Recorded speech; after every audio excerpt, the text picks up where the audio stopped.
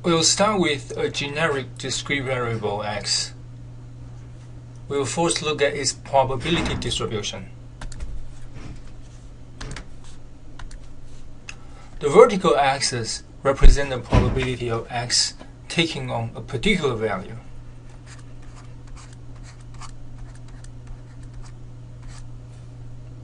So based on the graph, we know x equal to a, the probability is 0.2. X equal to b, the probability is 0.1, and 0.4 and 0.3 for C and D respectively. And since all the probabilities add to 1, we know x cannot take on any other values. Therefore, if I ask you what is the probability for x, say, to take on a value between a and b, e, let's call it e here. Well, the answer will be 0. Similarly, it's true for any values that are not any of these 4 values, namely a, b, c, d.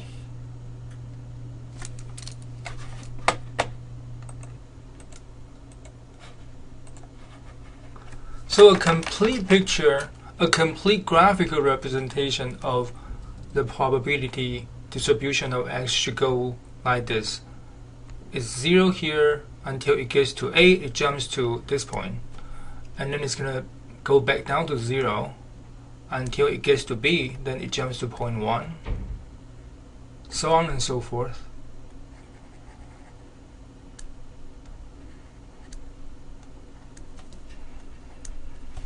But in order to avoid ambiguity, say at x equal to d, whether it's 0 or 0.3, I will put a hollow circle here to indicate at x equal to d is 0.3, it's not 0. Similarly, I will put a hollow circle at the remaining 3 other points.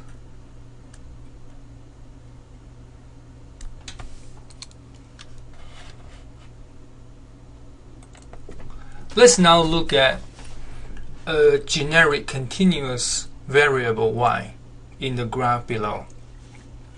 First thing to notice is now the y-axis, the vertical axis, represent density, not probability, as in a discrete variable.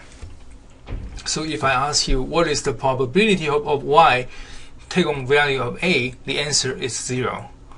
What is the probability of y take on the value of, say, the value between a and b, e? The answer will be the same, it's 0. And that is how a continuous variable differs from a discrete variable. Any point value probability is 0. But we know that based on the information provided in a graph, the probability of y less than a is 5%. The probability for y to be sandwiched between a and b, this interval, is 30%, and b and c is 10%. Between c and d is 50%. For y to be greater than d, the probability will be again 5%.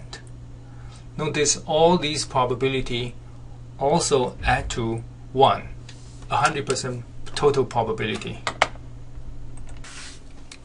Now I'm going to find the corresponding cumulative probability, cumulative distribution for both x and y, starting with x.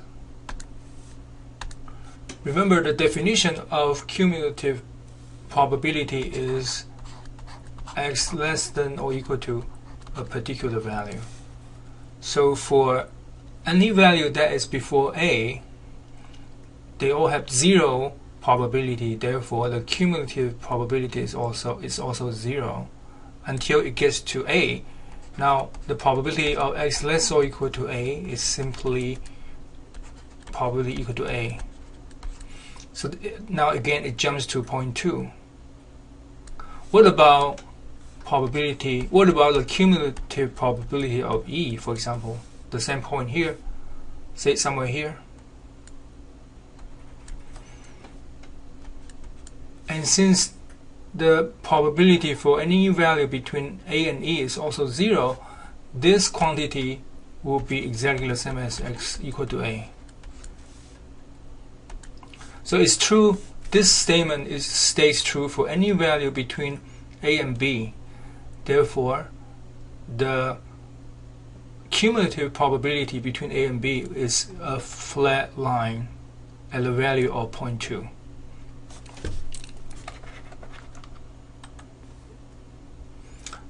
Once it gets to b, the cumulative probability becomes the sum of x equal to a plus x equal to b. Therefore, at this point, the cumulative probability is going to increase by 0.1, which is the probability assigned to x equal to b. So it's going to go up 0.1, and it's going to stay the same until it gets to c. So similarly, I can draw the remaining cumulative graph. So this is going to be 0.3, a horizontal line. Once it gets to c, it's going to increase by 0.4. So that's going to give me up to 0.7, which is somewhere here, all the way until it gets to d, where it's going to pick up another 30% probability.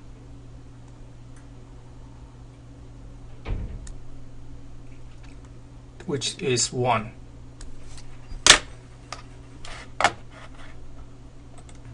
Now I'm going to use the same trick of placing hollow circle to remove the ambiguity. So for example,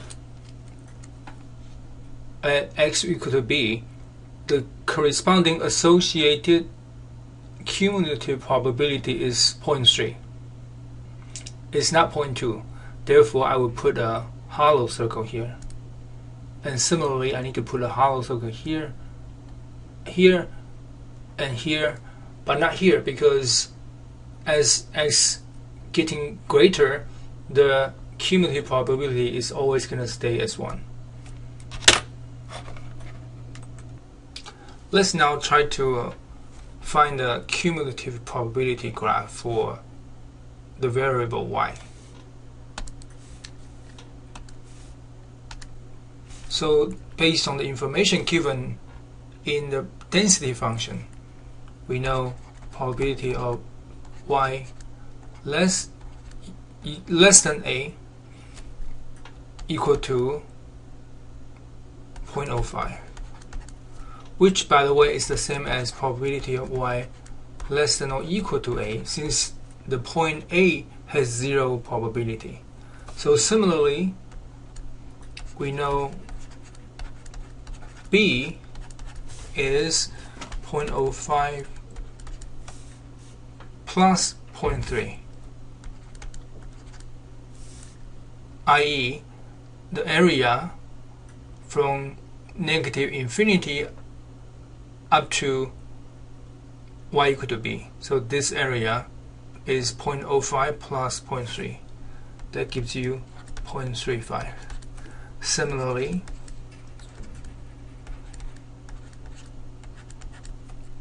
for y less than or equal to c, you will pick up another area which is 0.1, so that should give you 0.45.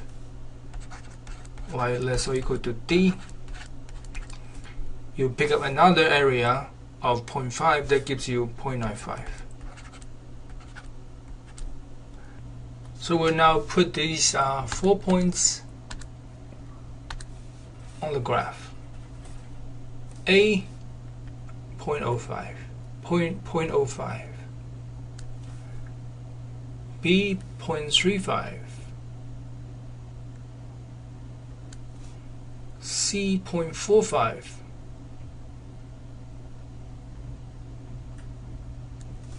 D 0.95, somewhere here.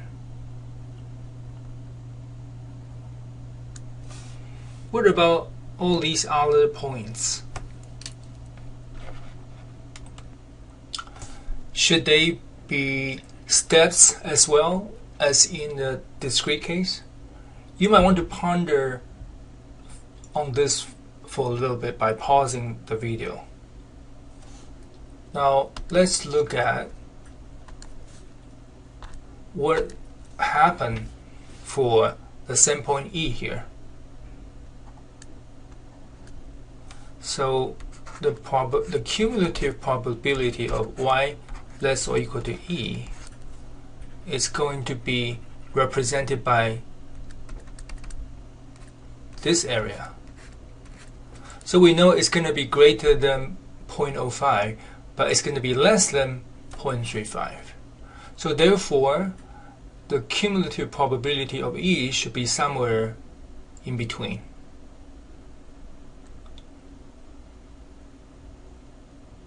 So as you can see that as I move a point from A to B, the cumulative probability is going to grow gradually as this area grows gradually from 5% to 35%. Therefore, the cumulative distribution curve should also have a continuous curve between these two values. It might look something like this. And similarly, I can draw out the whole cumulative distribution curve.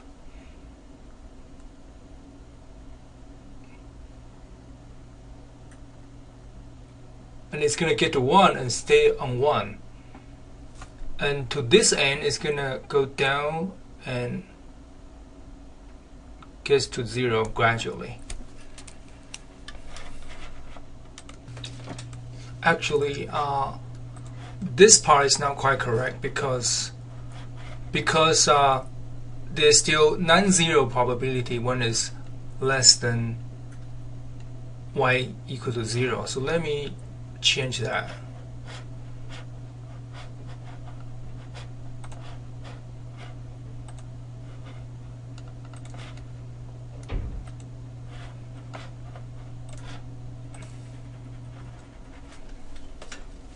And because once you pass the vertical axis, there's still this non-zero probability area, that tells me that at this point the cumulative probability should be above 0. Again, we are not drawing to scale, so because lots of information are not given.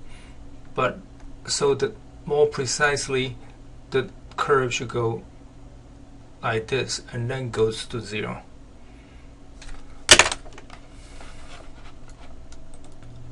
Now we'll introduce this third representation of this probability distribution called the inverse cumulative distribution. It's called inverse cumulative distribution is because it simply flips the horizontal axis with the vertical axis from this graph to arrive at the third representation. Again, we can do the same for both x, the discrete variable, and y, the continuous variable.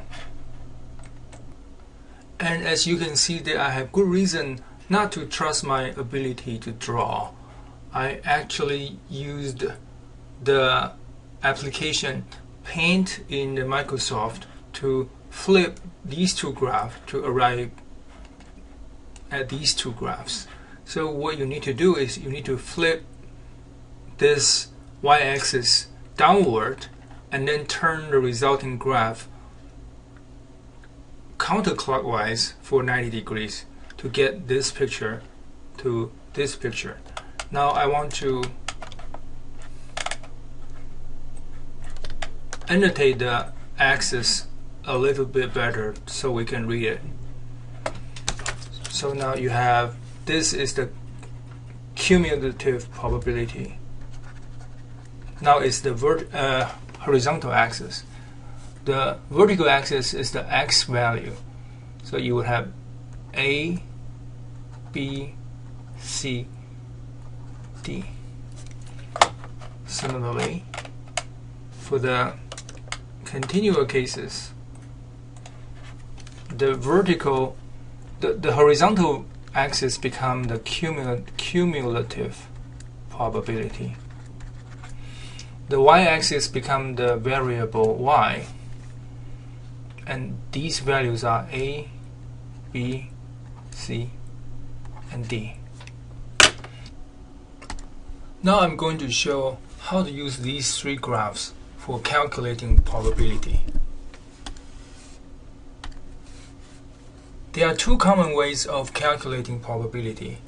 One starts with a variable value and asks for probability.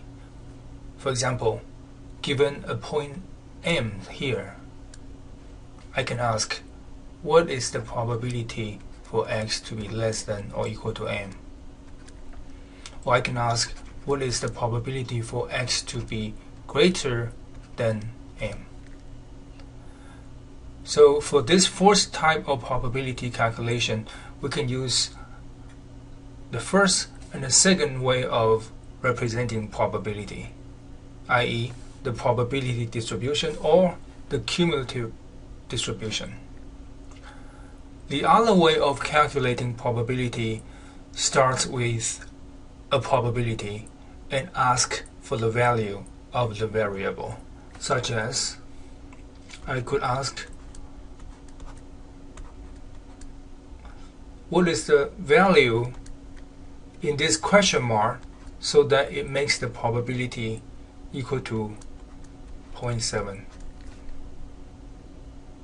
So I'm asking what is the exact value of x so that the cumulative probability of that value is 70%.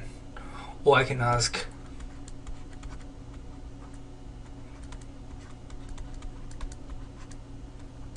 what is the value in the question mark here? So in this second type of calculation, we would need to use the inverse cumulative probability.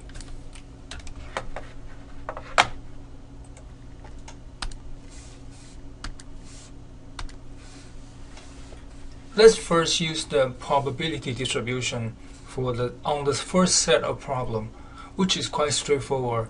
It only requires us to actually spell out like this. X less than or equal to m includes 3 points A, B, and C. So this is simply equal to plus x equal to B plus x equal to C. So once you add the three probabilities together, you should get 0.2, 0.1, 0.4, that's 0.7. And similarly, I just need to find out what are the values that are greater than m. In this case, there's only one value, d. So this should be equal to the probability of x equal to d. That should give you 0.3. Next, let's look at how to use cumulative probability for the same set of problem. The first one is equally straightforward because this is the exact definition of cumulative probability. So if we find the point M here, we just need to read the value out from the graph, which is 0.7.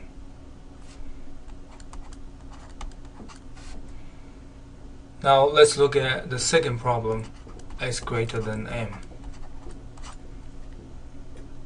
The probability of greater than a value is not at all captured by this cumulative probability. But then if we realize that the probability for x to greater than m is simply 1 minus the probability for x to be less than or equal to m. Now this becomes the definition of cumulative probability. Again, we can just read it out directly from this second representation of probability. So in this case, we already know this value is 0.7. It should give us 1 minus 0.7 equal to 0.3.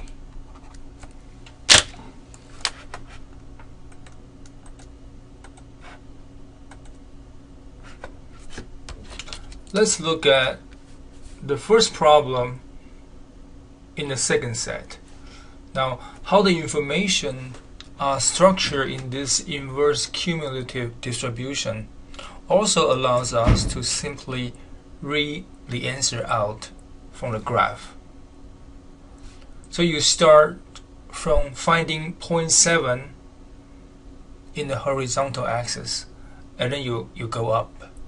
So you will see that any value between C and D, including C, excluding D, will be associated with the cumulative probability of 0.7.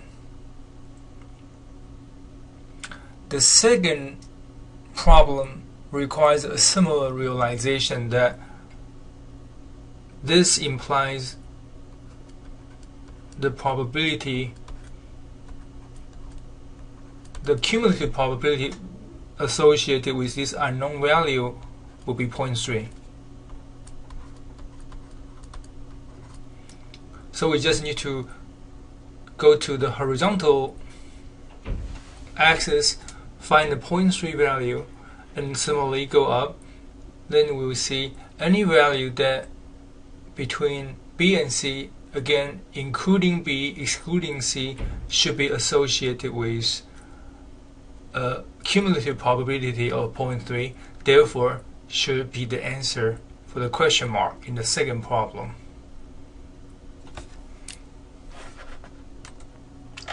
The similar idea applies to the continuous variable when it comes to calculating probability, with two exceptions. The first one is when it comes to calculating probability for continuous variable, we don't really use the density function because, again, this represents density, not probability. So we'll rely on the cumulative probability for calculating problems like these. The second exception, or the second distinction between the two types of variable, is when it comes to applying for the inverse cumulative probability. Realize that for a continuous variable, given one value in this horizontal axis, i.e. the cumulative probability, there's only one point associated with that cumulative probability. Whereas for the discrete case, earlier we have shown that for 0.7 you would have actually infinite points that are associated with that probability. Or in some cases, for example, if you change this 0.7 to 0.5, then you realize there is no value in X that is associated with 0.5 cumulative probability. I used the two generic variables X and Y here to demonstrate these concepts because these notions apply to any distributions. So once you understand those notions well, and since Excel provides functions for many useful distributions in all these three different representations, the calculation of probability becomes a matter of choosing what is the right distribution form to use and plugging in the right numbers.